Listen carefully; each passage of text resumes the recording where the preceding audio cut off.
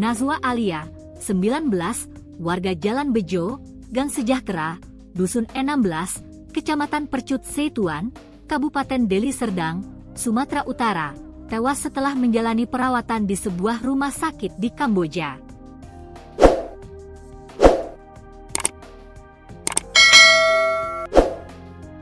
Sejak lama, lulusan SMK Telkom 2 Medan itu memiliki keinginan untuk bekerja di luar negeri. Salah satu negara yang ingin dikunjunginya adalah Kamboja. Namun, sang ibu, Laniari Hasibuan, 53, menolak permintaan tersebut karena menilai Kamboja berbahaya.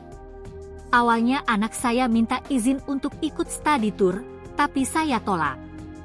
Lalu, ia minta izin untuk interview di salah satu bank, dan itu saya izinkan, ujar Laniari saat ditemui di rumahnya, Jumat, 15 Agustus 2025.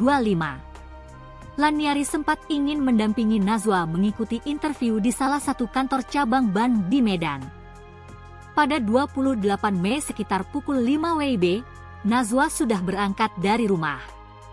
Saya sempat bangun, tapi karena lelah dan mengantuk, saya tidak terlalu memperhatikan, tuturnya. Keesokan harinya, Laniari menerima pesan WhatsApp dari Nazwa yang mengatakan telah meninggalkan kunci rumah di jendela.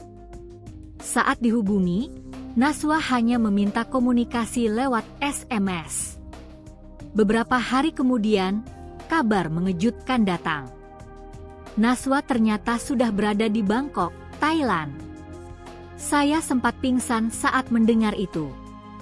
Waktu saya tanya dengan siapa ke Bangkok, Nazwa bilang bersama teman PKL-nya.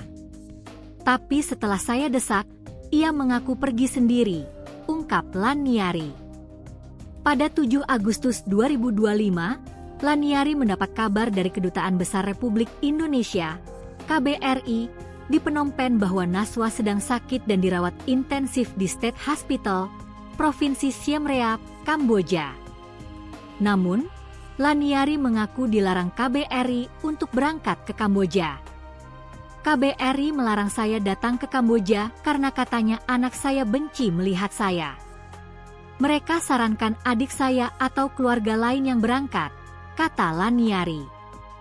Pada 12 Agustus, keluarga kemudian mendapatkan kabar bahwa Nazwa meninggal dunia. Saya dapat kabar tanggal 7 Agustus anak saya dirawat di RS, dan kemarin, 12 Agustus, saya kembali dikabarkan kalau anak saya sudah meninggal dunia, ucap Laniari dengan suara bergetar.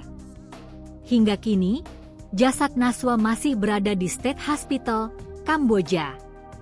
Laniari mengaku pasrah karena biaya pemulangan jenazah anaknya mencapai $8.500 Amerika atau sekitar 138 juta rupiah. Saya tidak punya uang sebanyak itu. Saya sangat berharap pemerintah membantu pemulangan jenazah anak saya, ujarnya lirih. Sambil menahan air mata, Laniari berharap pemerintah pusat maupun daerah dapat turun tangan membantu kepulangan putrinya ke tanah air.